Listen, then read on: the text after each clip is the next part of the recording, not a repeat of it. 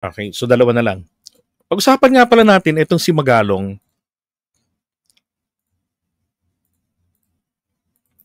Ito.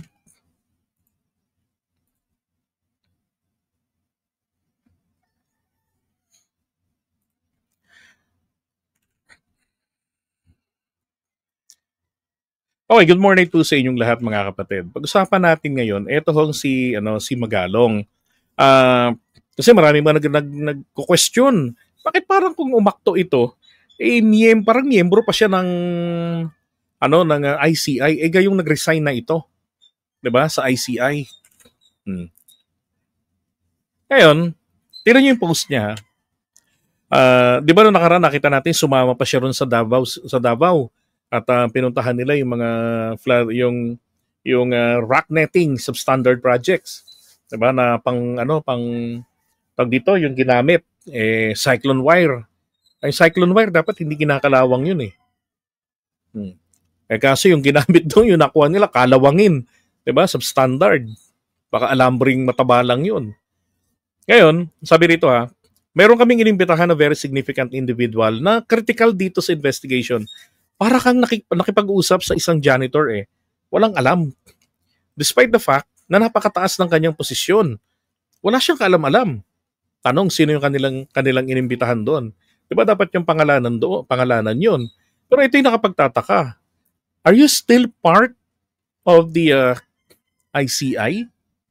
'Di ba? Ito pa. Yung mga DPWH at contractor, ilagay sa ordinary jail. This is his opinion and I fully agree. 'Di ba? Dito na yung mga contractor na yan at yung mga politiko pagbukurin. Yung mga politiko ilagay sa magandang kulungan. Tapos yung mga contractor para kumanta katulad ni Diskaya na talagang mag-tell all na talaga, ilagay po doon sa siksikan. Yun, yung malasardinas na kondisyon. O, di maiisip nila na tangina lugi nga naman kami. Ba't kami nandito sa siksikan? Yung mga politiko, sarap ng buhay. Ikanta kaya namin. 'Di ba? Ayaw kasi mag-tell all ng iba eh. Ito, tingnan nyo. Iginiit ni Magalong na posibleng magsalita na ang mga contractor, blah, blah, blah. Ito yung sinasabi ko kanina. Hindi, last yan. Ngayon, ito yung napansin ko dito. Gaya ng tinatanong din ng iba, miyembro pa ba siya ng ICI? O miyembro na siya uli ng ICI? Well, hindi ko alam. Pero ito yung kapansin-pansin na dapat linawin ng Pangulo natin. Total siya naman ang bumuo ng ICI. And then ganun din etong si Reyes. 'Di ba? Tawag dito. Linawin kung anong status ni Magalong. Kung siya ba ay mayroong internal agreement with PBBM. Kasi kaya naman siya nag-resign dahil pinare-review, sabi nga ni Attorney Claire, yung kanyang status. Remember, he was appointed by the President as a special advisor. Doon po sa batas, nakakalimutan yung pangalan ng batas na nabanggit ko na nakaraan yan, na binabanggit doon, bawal po sa kanila, sa mga halal ng bayan, mga katulad yung mayor, bawal po silang mai-appoint or maitalaga sa ibang posisyon. Bawal yun. Kaya kahit na siya po'y appointed as a special advisor, hindi pa rin po pwede. Now, kung ginagawa niya ito as a volunteer, yun ang isang posible. Kasi ang ICI, tumatanggap po sila ng mga volunteer. Volunteer lawyer, 'di ba? Meron pa nga sila mga volunteer lawyers from Mindanao. Yun ang mga tauhan nila diyan. Hindi po 3 tao lang ang ICI. Meron sila, ganun sa mga accountant na magbubusisi ng mga financial records, mga financial documents. Na kung saan, sa ganung paraan, unang-una, na-discover yan ni Lumagi ng BIR, yung problema na yan sa flood control dahil puro sa tax na binayaran na sinubmit ng contractor. Natuklasan niya, may discrepancy. Diba?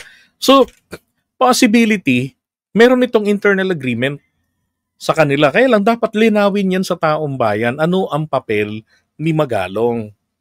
Diba? Bakit nandiyan nakakasama siya?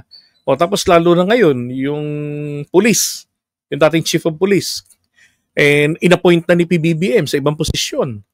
Oh, 'di ba? Sa akin yun lang. Posible na merong internal agreement dito with the ICI and or with PBBM. Kasi ganito, kung bawal dahil siya nai-appoint siya, kung magbo-volunteer siya, hindi na ho bawal, 'di ba? Hindi na bawal. Ano 'yun? Si Vince yata ang nagpatulong sa kanya. Okay, we don't know. Dapat may maglinaw diyan eh, 'di ba? O kagaya niya nagagalit si Marivic. Hmm. Hindi mawawala lahat ng korap kung maliliit lang nakukulong, di pa kasama ang pumirma ng GAA. Sige, kung ikaw ang presidente, anong gagawin mo? At saka ito lang din tanong ko, nung si Duterte, merong insertion na nangyari sa kanya, bakit niya pinirmahan yung GAA? Mag-aral nga kayo, 'di ba? Palagay ko nga volunteer. Kung volunteer kasi, wala hong legal predicament. Walang problema sa batas. Yun. Ngayon, sinasabi na, kasi yung problema ng Baguio. Ay, labas na yon. Okay, we're talking about this dito sa ICI. Malaki naman natutulong niya sa ICI because of his expertise.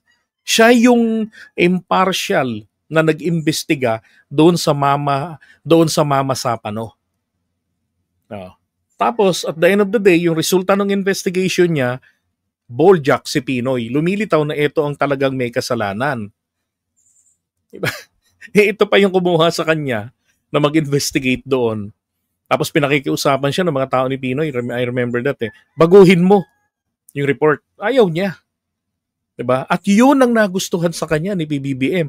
Awayin niyo si Magalong, parang inaway niyo na si PBBM. Remember, si PBBM ang nag-alok sa kanya sa ICI dati. Parang ganun din, inaaway niyo si Toby Chanco. Diba? Pero si PBBM, tiwala sa kanya. Hello. Diba?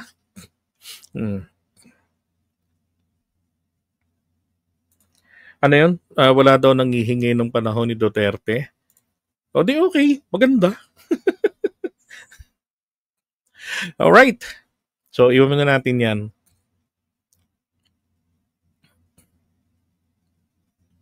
Uy, nasaan yung maganda nating video kanina? Ba't nawala? Teka nga, ibabalik ko yun. Kailangan natin yun eh.